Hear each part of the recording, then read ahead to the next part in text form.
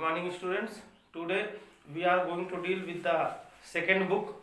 The name of that book is Vistas. The name of that book is Vistas, and we are going to start in Vistas second chapter. Second chapter. The name of that chapter is The Tiger King. The Tiger King, written by Kalki. As far the matter is concerned about the Tiger King, this story is written in the form of satire. Satire is a mode of writing, and satire means when we comment on the weak point of a person, institute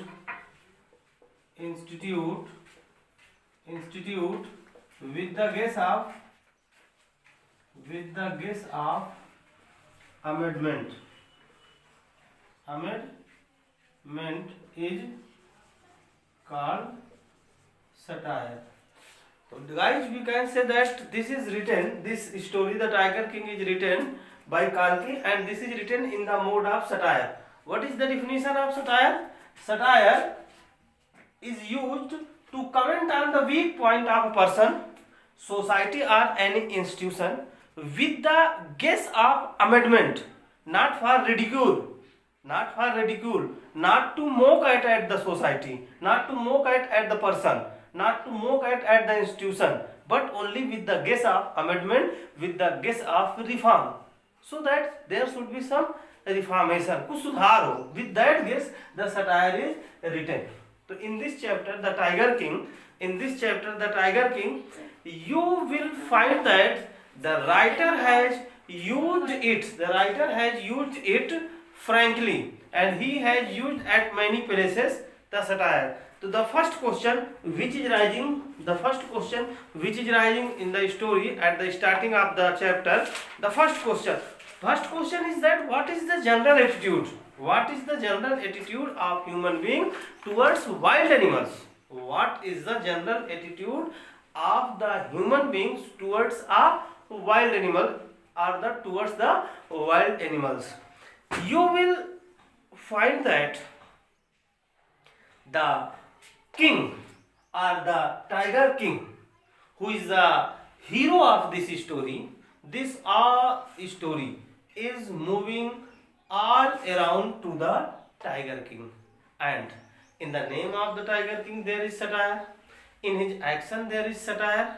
And one thing that I have told you, that what is the general attitude of the human beings towards wild animals.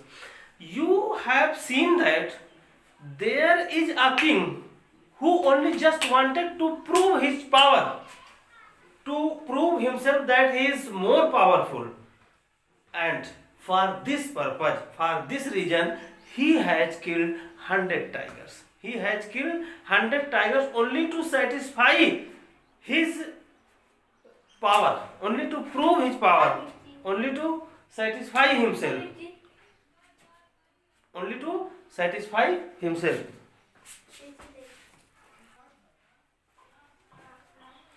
So let us go through the summary, and before summary we should know some background of this chapter. What is the background of this chapter? This chapter was set at that time when the kings were ruling in India, and Britishers have already came in our country, and some parts of our country were overruled by the Britishers. Okay. The summary of this chapter is that the story starts with the birth of a prince in the house of a king. This story starts with the birth of a prince, and when the prince was born, the astrologers were called. To tell the future to soothsay for prediction about this prince. And when the astrologers came and they noticed the boy, when the astrologer came, they noticed the boy, they announced, they predicted that one day the boy will die. One day the boy will die. This was the prediction that was made by the astrologer, that one day the boy will die. And 10 days older boy started speaking. He said, "O wise prophets, everyone who is born has to die one day. It is not sensible. If you are going to tell me the way of my death, that would be sensible. If you are going to tell me the way of my death, that will be sensible." Then the chief astrologer took off his glasses and gazed at the baby very carefully, and said that, predicted that the boy is born in the hour of bull. Bull and enemies are tiger, so the death will come from tiger. And you will be thinking that after hearing the word tiger, the prince get afraid. No, this thing has not happened. 10 days older boy announced that be aware the tigers. Nothing unusual thing happened in the state of Pratibandhapuram. Nothing unusual was happened in the state of Pratibandhapuram, because this is the story of Pratibandhapuram. This is the story of Pratibandhapuram. Okay? And when the boy became 18 years old, the boy was given the milk of English cow. He has seen nothing but only English movies. He was tutored by English teacher in English. Means to say, every types of comfort was provided. To this boy, to this prince. Okay? And when the prince became 18 years old, the property, the estate which was in the hand of the legal guardian now came into hand of the prince. The prince has become now king and came into the hand of this prince, or you can say king, or you can say Maharaja. And the people started talking about the astronomy, about the astrologer's prediction, and gradually these words reached to the ear of prince, ear of Maharaja, ear of king, and he decided to hunt the tiger. And he went on for hunting, and when he killed his first tiger, when Maharaja has killed his first tiger, be remember students, now the prince has become Maharaja, king of Pratibandhapuram, because this is the story of the state Pratibandhapuram. And when he killed his first tiger, he brought the beast to the astrologer and showed him the dead beast and said that, "What are you saying now?" The astrologer said, "Maharaja, you have killed your first tiger and you have to kill 99 more tigers in the same way. And be aware from the 100 tiger, because your death will come from the 100 tiger." The king asked, "If I kill the 100 tiger, what would happen then?"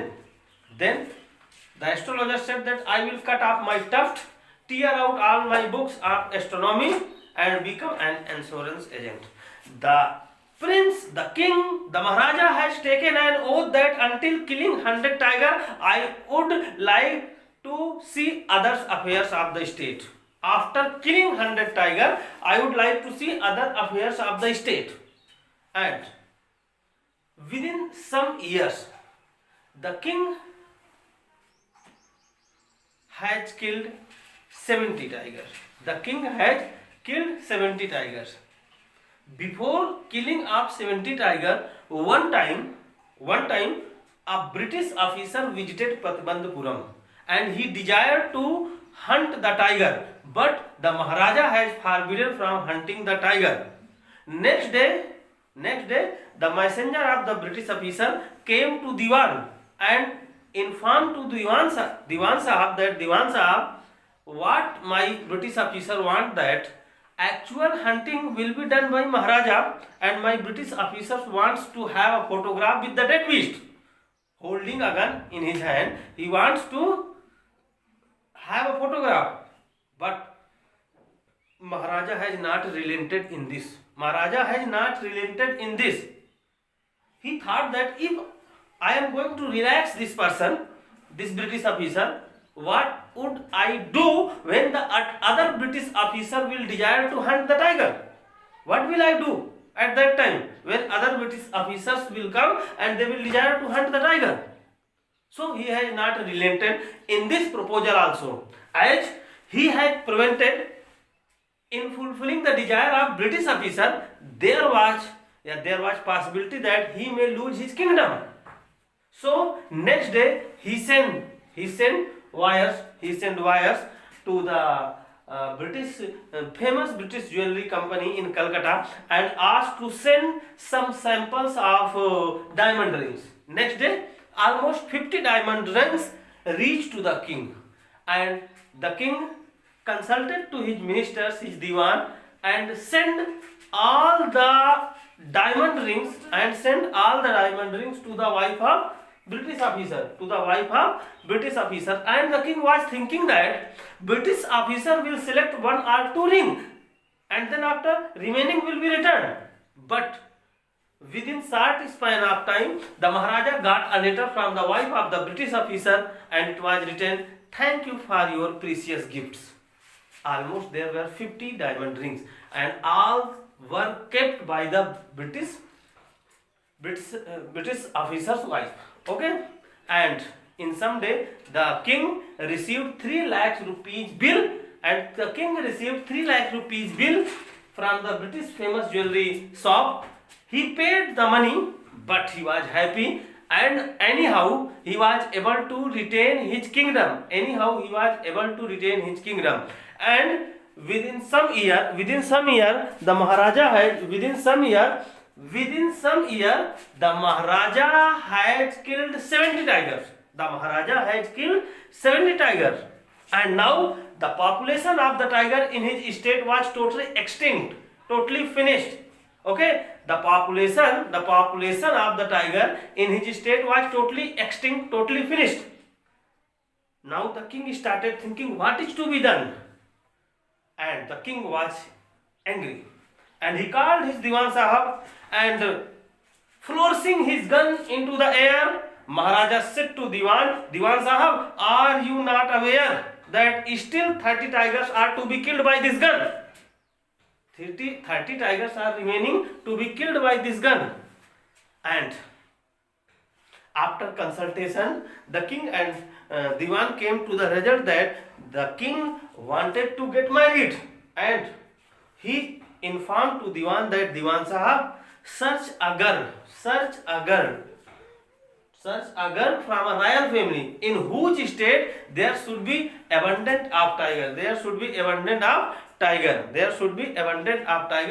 Because I will get married." Okay, and the king was married.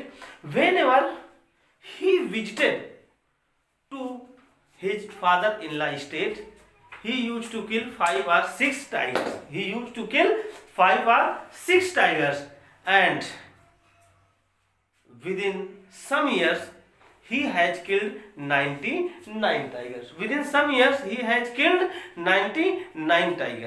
One tiger was still remaining to be killed. And the population of tiger was now extinct, finished in the state of Maharaja's father-in-law. What is to be done? As Maharaja has already taken oath. That after hunting 100 tigers, I would like to see other affairs of my state.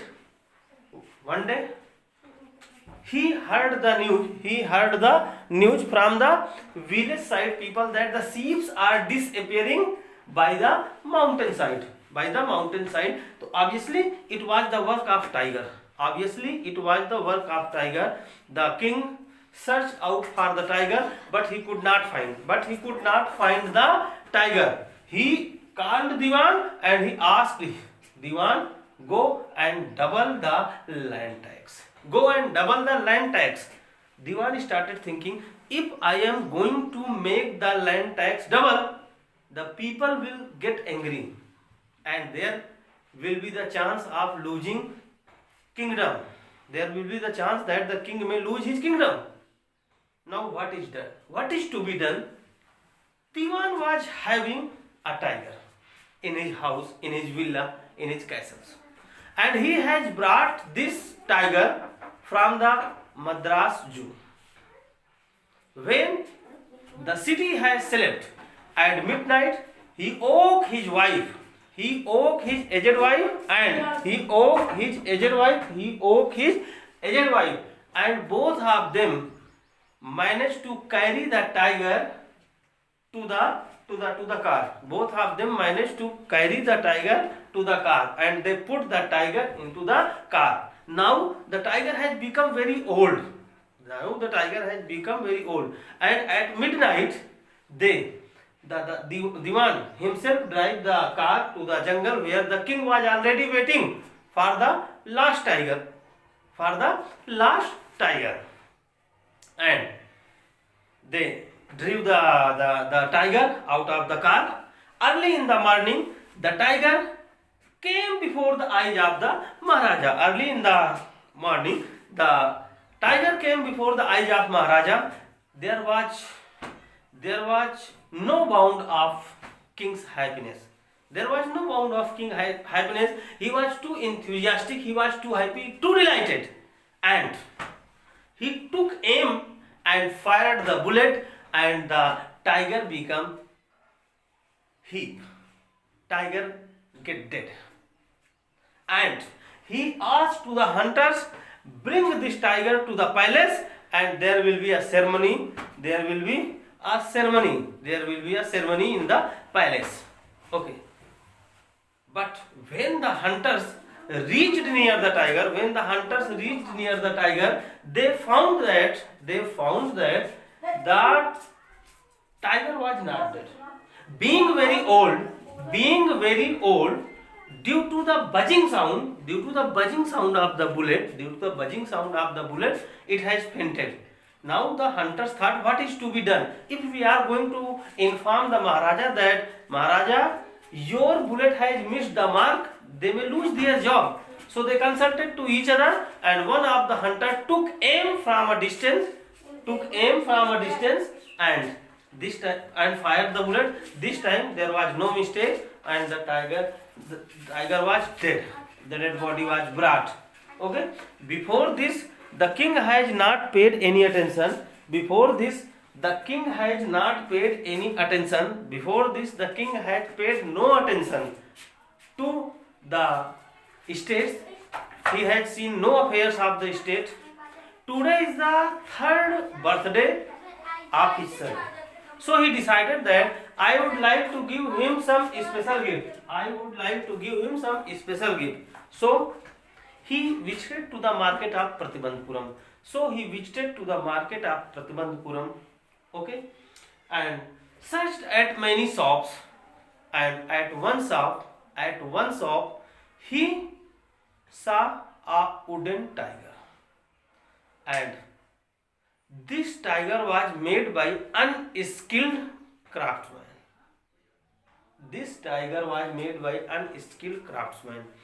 And the real price of this tiger was only 3 annas. 3 annas. And he asked the price of that wooden tiger from the shopkeeper. Shopkeeper thought that if I am going to tell the Maharaja such a low price, so he will be punished under the rule of emergency. So he said that, Maharaja, this is the rare example of the best craftsmanship, and the price of this is 300 rupees. it was purchased by the Maharaja, and Maharaja returned to his palace and started playing with the sun. As I have already told that this was made by an unskilled craftsman. Some nails were raised. One of the nails pierced into the left hand of Maharaja. Maharaja pulled it from the right hand. And continuously playing with the sun. Next day, the pus infuriated into the arm of Maharaja. And 3 famous surgeons were called from Madras. All the surgeons consulted to each other what is to be done, and they came to the result that there is a need of an operation. And all these surgeons went into the room, and after some time they came out of the operation theatre, they came out of the room, and they informed to the people that the operation was successful and the king is dead. In this way, 100 tiger has taken revenge. This is the most burning question which is standing before you and before me, which is to be solved. But my dear students, after this lecture, I will explain the chapter line to line. And then after we will discuss the question whether the 100 tiger has taken revenge, whether the king was superstitious or not, and what was the thing that forced the king for hunting the 100 tiger, whether he wanted to prove his power or something else. So many questions are standing before us, and we will discuss about all these questions in next lecture after explaining the chapter line to line. Thank you. Have a nice day.